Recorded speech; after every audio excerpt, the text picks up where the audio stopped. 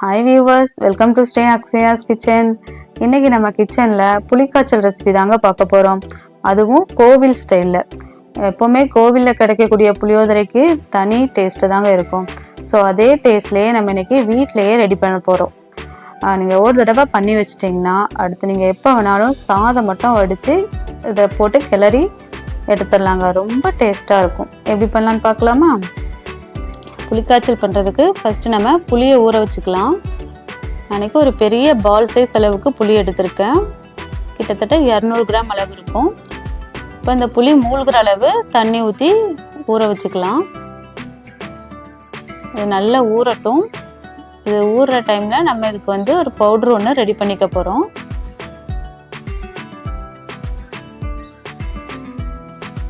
இதுக்கு அன்றைக்கி 1 table spoon மிளகு, 2 டேபிள் ஸ்பூன் கருப்பு எள்ளு, 3 டேபிள் ஸ்பூன் தனியா, 1 ஸ்பூன் வெந்தயம். இது எல்லாமே நம்ம ட்ரை ரோஸ்ட் பண்ணிக்க போகிறோம். ஸோ இதை பொறுமையாக வறுத்து எடுத்துக்கோங்க. அதாவது இந்த பொருள் எல்லாமே நல்லா வறுபட்டு வரணும், அதே சமயம் தீஞ்சு போயிடக்கூடாது. ஸோ லோ ஃப்ளேமில் வச்சு நல்லா பொறுமையாக வறுத்து எடுத்துக்கோங்க. அதாவது இந்த எள் பார்த்திங்கன்னா டக்குன்னு வறுபட்டுரும். மிளகும் தனியாலாம் கொஞ்சம் டைம் எடுக்கும் வறுபடுறதுக்கு. ஸோ அதனால் லோ ஃப்ளேமில் வச்சுட்டு பொறுமையாக வறுத்து எடுத்துக்கோங்க. இந்த வெள்ளு நல்லா வெடிச்சிரும். அதுக்கப்புறமா இதை நம்ம எடுத்துடலாம். இதை வேறு பாத்திரத்துக்கு மாற்றிட்டு இப்போ அதே கடாயில் 2 டேபிள் ஸ்பூன் அளவு நல்லெண்ணெய் சேர்த்துக்கோங்க. இப்போ அடுத்ததான் நம்ம மிளகாய் வறுத்து எடுத்துக்க போகிறோம். அதாவது காஞ்ச மிளகாய். இது உங்களோட காரத்துக்கு ஏற்ற மாதிரி நீங்கள் எடுத்துக்கோங்க. நான் கிட்டத்தட்ட ஒரு 25லேருந்து 30 மிளகாய் கிட்ட இருக்கும் நான் எடுத்திருக்கேன்.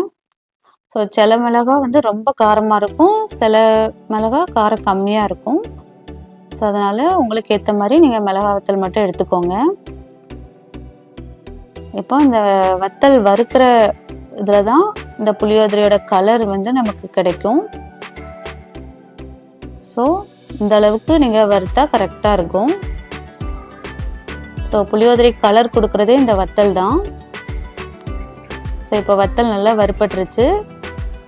கலருமே பாருங்கள் இந்த அளவுக்கு இருந்தால் போதும்.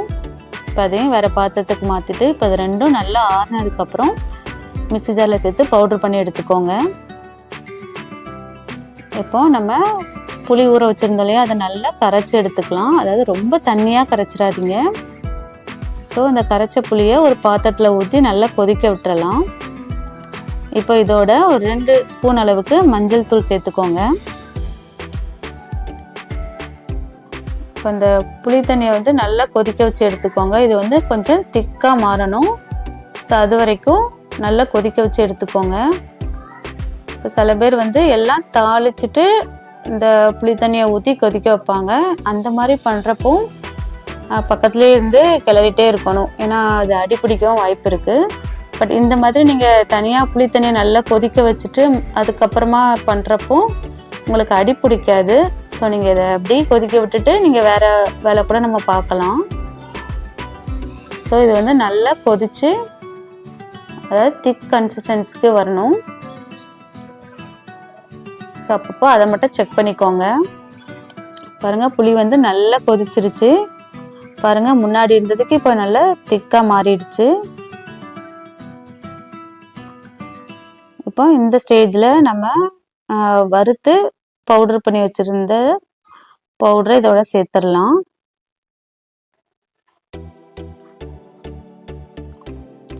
ஏன்னா இந்த பவுடர்லாம் சேர்க்குறப்போ அது இன்னுமே கொஞ்சம் திக்காக மாறும். அது மட்டும் இல்லாமல் இது ஆற ஆற நல்லா கெட்டியாகும். ஸோ அதனால் இந்த பதத்துக்கு இருந்தாலே கரெக்டாக இருக்கும். இப்போ அந்த பவுடரை சேர்த்து நல்லா கலந்து விட்டுக்கோங்க. இப்போ பாருங்கள் இந்த பவுட்ரு சேர்த்தோன்னே பாருங்கள் கொஞ்சம் கெட்டியாகிடுச்சு. இப்போ அடுத்ததாக இந்த புளிக்காய்ச்சலுக்கு தேவையான அளவு உப்பு சேர்த்துக்கலாம். உப்பு சேர்த்து ஒரு தடவை நல்லா கலந்து விட்டுக்கோங்க. இப்போ ஆல்மோஸ்ட் ரெடி ஆகிடுச்சு. அடுத்ததாக இதுக்கு தாளித்து தான் நம்ம இது பண்ணணும், அவ்வளோதான். ஸோ இப்போ லோ ஃப்ளேமில் வச்சுட்டு நம்ம அடுத்து தாளிச்சிடலாம். இப்போ நான் மிளகாய் வறுத்த அதே கடாயில் ஆல்ரெடி எண்ணெய் இருக்குது, அதோட நான் எக்ஸ்ட்ரா கொஞ்சம் நல்லெண்ணெய் சேர்த்துக்கிறேன். புளிக்காய்ச்சல் எப்போவுமே நல்லெண்ணெய் சேர்த்து செய்யுங்க. இதுக்கு வந்து எண்ணெய் வந்து நல்லா தாராளமாக சேர்க்கலாம். இப்போ அதில் 50 கிராம் அளவுக்கு கடலைப்பருப்பு சேர்த்துக்கோங்க. அது பருப்பு சேர்த்தோன்னே அடுப்போட ஃப்ளேமை வந்து லோக்கு மாற்றிக்கோங்க. ஏன்னா லோவில் வச்சு நல்லா பொறுமையாக வறுத்து எடுத்துக்கோங்க. இப்போ ஹையில் வச்சு வறுத்திங்கன்னா அது வெளியில் கலர் மாறிடும், உள்ளே நல்லா வறுப்படாது. அதனால் லோ ஃப்ளேமில் வச்சுட்டு நல்லா பொறுமையாக வறுத்து எடுத்திங்கன்னா அது நல்லா க்ரன்ச்சியாக கிடைக்கும். இப்போ கடலைப்பருப்பு ஒரு அளவு நல்லா வறுப்பட்டதுக்கப்புறமா நம்ம கடுகு உளுந்தம் பருப்பு சேர்த்துக்கலாம். இப்போ கடுகு நல்லா வெடித்ததுக்கப்புறம் நம்ம வேர்க்கடலை சேர்த்துக்க போகிறோம். அதே நான் 50 கிராம் அளவுக்கு வேர்க்கடலை, அதாவது வறுத்த கடலை தான், நல்லா தோல் நீக்கிட்டு சேர்த்துக்கிறேன். இந்த கடலைப்பருப்பும் வேர்க்கடலையும் உங்களோட விருப்பத்துக்கு ஏற்ற மாதிரி நீங்கள் கூட்டியோ குறைச்சோ சேர்த்துக்கோங்க. இப்போ எல்லாமே நல்லா செவக்க வறுபட்டு வரணும். அடுத்ததான் இதில் ஒரு 4லேருந்து 5 காஞ்ச மிளகாய் கிள்ளி சேர்த்துக்கிறேன். இப்போ மிளகாவும் நல்லா வறுபட்டதுக்கு அப்புறமா இதில் ஒரு கொத்து கருவேப்பிலை சேர்த்துக்கோங்க. இப்போ கருவேப்பிலையும் சேர்த்து எல்லாமே நல்லா பொரிஞ்சு வந்ததுக்கு அப்புறமா அடுப்பை ஆஃப் பண்ணிட்டு அடுத்ததாக இதில் வந்து என்ன சேர்க்கணும்னா பெருங்காயத்தூளும் மஞ்சள் தூளும் சேர்க்கணும். அது எப்பவுமே அடுப்பை ஆஃப் பண்ணிட்டு சேருங்க. ஏன்னா ஆல்ரெடி இந்த எண்ணெய் வந்து நல்லா சூடாக இருக்கும் பார்த்தீங்களா, ஸோ அதனால் டக்குன்னு கலர் மாறிடும். அதே மாதிரி பெருங்காயத்தூள் பார்த்திங்கன்னா ஒரு 2 ஸ்பூன் அளவுக்கு பெருங்காயத்தூள், 1 ஸ்பூன் அளவுக்கு மஞ்சள் தூள் சேர்த்துக்கோங்க. சேர்த்துட்டு எல்லாம் நல்லா கலந்து விட்டிங்கன்னா அவ்வளோதான். இப்போ இந்த தாளிப்பு எடுத்து புளிக்காய்ச்சலை சேர்த்து நல்லா கலந்து விட்டுக்க போகிறோம். இதை வந்து நீங்கள் 1 மந்த் வரைக்குமே ஃப்ரிட்ஜில் வச்சு ஸ்டோர் பண்ணி எடுத்துக்கலாம். உங்களுக்கு தேவைப்படுறப்போ எடுத்து சூடு பண்ணி யூஸ் பண்ணிக்கலாம். இது சீக்கிரமே கெட்டு போகாது, ரொம்பவே சூப்பராக இருக்கும். இப்போ பாருங்கள், ஆல்மோஸ்ட் நம்மளுடைய புளிக்காய்ச்சல் ரெடி ஆகிடுச்சு. இப்போ லாஸ்ட்டாக இதில் கொஞ்சமாக வெல்லம் மட்டும் சேர்த்துக்க போகிறோம். கொஞ்சமாக சேர்த்தா போதும். இப்போ நமக்கு நல்லா காரசாரமாக நல்லா புளிப்பாக மைல்டு இனிப்பாக எல்லாம் கலந்து டேஸ்ட் ரொம்பவே சூப்பராக இருக்கும். இப்போ அவ்வளோதான், நம்மளுடைய புளிக்காய்ச்சல் ரெடி. இப்போ நமக்கு தேவையான அளவு சாதம் எடுத்து அதில் 2 டேபிள் ஸ்பூன் அளவுக்கு நல்லெண்ணெய் சேர்த்து ரெடி பண்ணி வச்சுருக்க புளிக்காய்ச்சலை சேர்த்து கலந்து எடுத்தோன்னா நம்மளுடைய புளியோதரை ரெடி.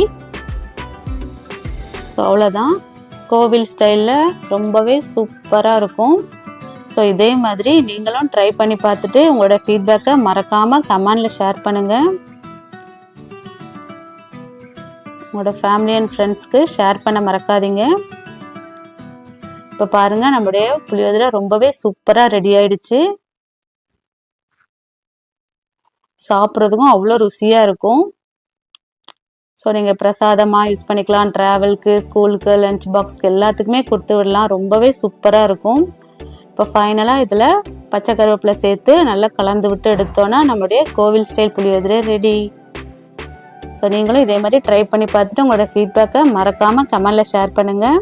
இதே மாதிரி வேற ஒரு ரெசிபியோட அடுத்த வீடியோவில் பார்க்கலாம்.